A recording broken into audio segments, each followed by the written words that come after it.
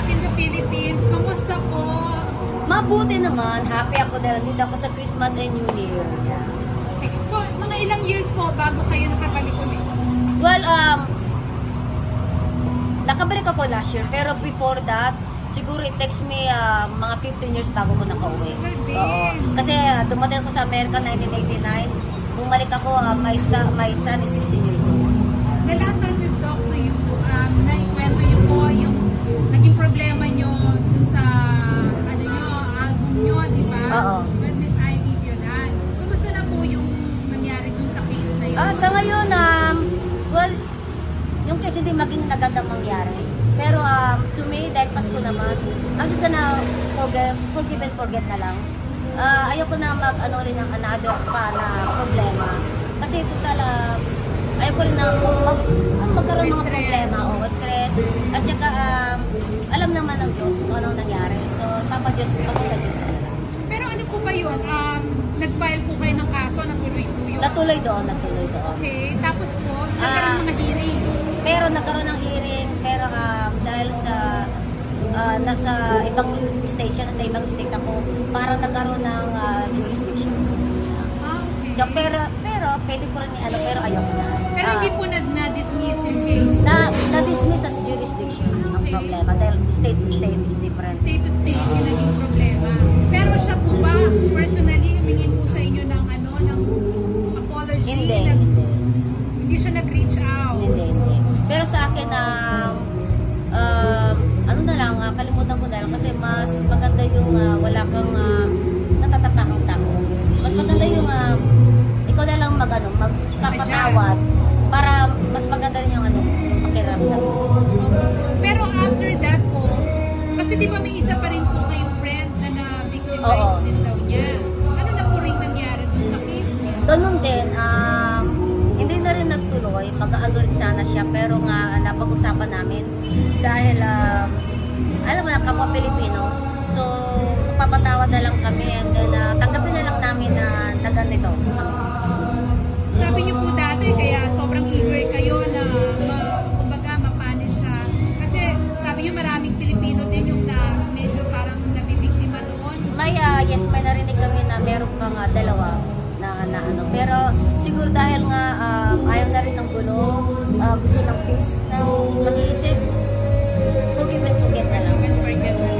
Pero syempre din na makakaulit, diba? Paano po yung singing career nyo after po na hindi natuloy yung album launch nyo? Ang singing career patuloy pa rin. In fact, may pinaplano ang Even Music Records na i-revival ko ang ibang-ibang na Mayroon si Verano.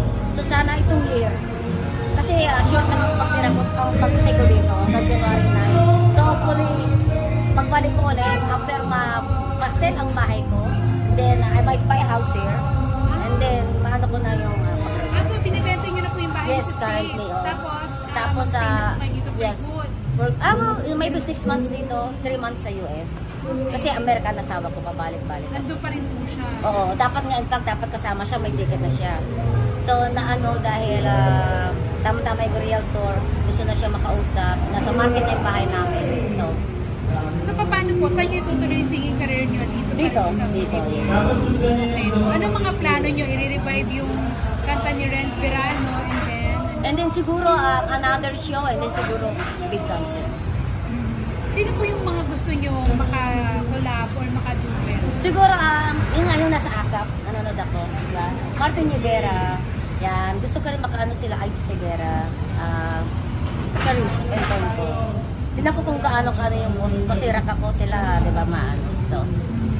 So na-meet nyo na po ba itong mga dream singers? Hindi pa. Kung kayo si Martin po makakakulab nyo, anong gusto? Hindi ko pa alam. Kasi alam ko na high note siya masyado, no? So, ewan ko kung paano kami mag-ano, the rock and then ballad siya. So, tinan ko lang. Pero yun ang mga parang dream ko. Okay. Ano pang balak nyo aside from your singing career? Ang balak ko ay magkaroon ng sarili business. Like this one. Karaoke bar restaurant. Yun. And then, another business coffee shop. Para lahat ng mga present people sa akin, magkape. Mga ganun. Yun ang balak ko. And then, tumulong sa mga tao. Pero hindi pa naman po kayo naglala sa nangyari nito? kilala yung tao. Siguro ngayon medyo ano na ako nag-step back. So inaano ko muna kung talagang totoo ba. Kasi minsan may mga nagre-rechat sa akin, nag-chat, Ma'am Rose, ganito, can I be against yan? Pero minsan pinaano ko na. So I choose kung sino itatrust ko. Then always make sure na alam ni Blessing. Sino po ang manager niyo ngayon? Ngayon po now is Blessing, yes. So may makukuha sa inyo for shows? Blessing, yeah. So saan po kayo celebrate ng Christmas? Dito. Dito ako sa Assure. So for 1 month and then New Year's Eve, I wanna spend time with my sister. Kasi nung August lang, kauwi ko lang dahil namatay mama ko. So ngayon, kahit wala si mama, magse-celebrate kami. Ilan po ang anak niyo? I have 4 kids. Na lahat po nasa US? Nasa US, yes. I have a 32 years old, 30, 29, and 27. So I have 3 girls and 1 son. They all grown up. Kaya binibenta namin yung bahay dahil empty yung 6 bedroom, 3 bathroom namin. Wala nang kasama. Paano po yung husband nyo ngayon? Ngayon nandun yung anak ko. Make sure na is watching him. Pero pag nabenta, then my husband will be here. In fact, next week, I'm planning to go to Tagaytay to look around for the house. Yung mga bago na iba na doon? Yeah, they can visit us. Sige po, thank you, Janice. Thank you. Miss Ross, may napahabol lang ako. At your age now, how important it is for you na ma-fulfill yung dream nyo na maging isang singer? Oo. Yun naman ang, simula maliit pa ako, yun naman ang dream ko, diba? Dati pasali-sali lang ng para may pangbigas ko. So ngayon, nakakakanta na ako sa ibang state. So ngayon naman gusto ko dito magbalik Pilipinas para at least, yun nga, recording din. Yun, and then big concert. And, pwede nyo ba kami makwentuhan, ma'am, na parang paano nyo minahal yung music and paano nyo nasabing ito talaga yung gusto ko ever since? Siyempre, sumalit pa nga ako dahil yung parang bubuhay sa akin, sa amin, ng mama ko, yung pagkanta-kanta. Para may bigas, may sardinas, may condensed milk. So, kahit na nag-aral ako sa Amerika, nakatapos ako ng 2 college degree doon, magandang trabaho ko, binabalikan ko pa rin yung hilig ko sa pagkanta. Ba talaga yung pag-passion? Oo, yun talaga. Parang yun ang kasi kahit na kinalimutan mo na ng ilang taon, bumabalik pa rin ako, So, sa akin naman is not too late na magkaroon naman ako ng sarili kong kantahan recording. And finally, parang ito mismo yung gusto nyo. Gusto nyo ma-fulfill talaga. And may bucket list pa ba kayo, ma'am, na gustong aside from singing? Aside from singing, yun na, maging businesswoman yan. Na magtayo ako ng mga at least 3 to 4 business. Yan, para kayo naman, welcome kayo sa ko. We're hoping for the best in 2025. Do you have since dito ko magki-Christmas, ma'am, do you have any Christmas wish? Ang wish ko lang sana lahat magkasundo-sundo, peace, good health. And then sana ang gobyerno matulungan yung mga taong mahirap. Kasi sa Amerika, tinutulungan ng mga mahirap. Kasi marami akong nakikita na mga padaan, mga pulubi.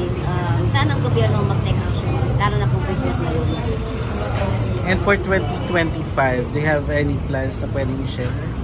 So 2025 siguro, ang ano ko lang besides na makabili ako ng property dito, makaroon ng business, besides na matuloy record, big concert. Congratulations, ma'am, and hoping for the best in 2025. Thank you so much.